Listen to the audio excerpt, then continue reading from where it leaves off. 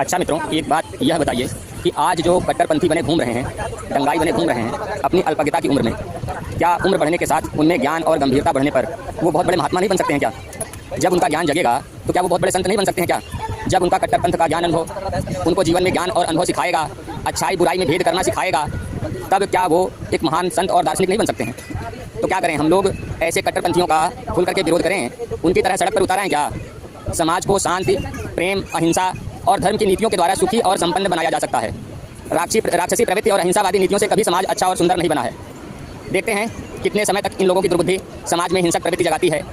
इसी तरह से जो बड़े बड़े शासक आकर के यहाँ पर बने थे, चाहे वो मुगल के रहे हों या वो अंग्रेजों के रहे हों या यहीं के हुए शासक हुए हों जो पैदा हुए हों और बहुत बड़े शासक हो गए हों, क्या वो शुरू में पहले क्रूर, अत्याचारी और तमाम प्रवृत्ति के नहीं थे? अपनी कम उम्र में, उम्र बढ़ने के साथ उनमें ज्ञान, अनुभव, प्रजापालन आदि तमाम गुण विकसित होते गए संगत के, समाज के प्रभाव से। तो उम्र बढ़ने पर उनको एक महात्मा की दृष्टि से देखा जाने लगा। तो क्या यह देखा जाना गलत था? कभी औरंगजेब आताताई अत्याचारी था अपनी शासन और सत्ता को बनाने के लिए, लेकिन फिर उसमें जब दार्शनिकता जगी है और वो एक महात्मा की तरह माना जाने लगा है, तभी तो शिवाजी के परिवार, चाहे व्यवहार, मित्रता, संबंध कुछ मानो या ना मानो, लेकिन उसके बावजूद भी तो शिवाजी का परिवार उनको सम्मान देता रहा है।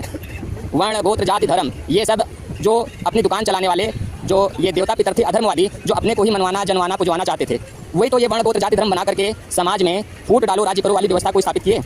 उसी आधार पर, जो उनके आधार पर चलता है, उसको वो विकसित करते हैं, नहीं तो बाकी सबको दबाने की कोशिश करते हैं। क्योंकि कलयुगी वातावरण था, कलयुगी वातावरण होने के नाते अत्याचारी, दुष्ट, राक्षसी प्रवृत्ति की शक्तियाँ उजागर रही हैं, वही समाज में आगे आगे चलती रही हैं। मुख्य जो शक्तिपीठ हैं, जो धर्मी देवता पितर हैं, उनको ना पुजवा करके हर जगह कोने कोने, पीपल, थान, चौरा, फलाना ठिकाना, तमाम रूपों से पुजवाए जा रहे हैं अपने को। हर जगह अधर्मी ही आगे बढ़ करके समाज में कब्जा कर रहे हैं। तो जब अधर्मी पूजोगे तो समाज में अधर्मी प्रवृत्ति तो जागृत होगी।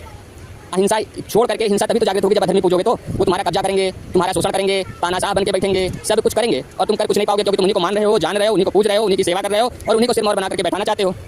एक छोटा सा उदाहरण है, एक शिष्य का फोन आया, बोला गुरुजी पूरे परिवार में बड़ी समस्या और बड़ी कलेश है, सब अपने मन माफिक चलते हैं, कोई कहा नहीं मानता। बहुरिया जब देखो तब अपने घर में बैठी रहती है, यहाँ की जैसे शादी ब्याह के बाद उसको कोई जिम्मेदारी है ही नहीं, पता नहीं क्यों शादी कर दिया महतारी बाप ने जब अपने घर में बैठाना था। अब ऐसी परिस्थितियाँ हैं कि लड़का भी कुछ दिन यहाँ रहता है, कुछ दिन अपने ससुराल में रहता है, काम कारोबार भी उसका उल्टा सीधा चल रहा है। गुरुजी कुछ रास्ता बताओ। तो रास्ता तो उनको आज से कई साल पहले, 6-7 साल पहले बता चुके थे। उनके घर के जो एक कुल देवी में अच्छा देखभाल कर रही थी, उनकी पूजा सेवा का रास्ता बता दिया था।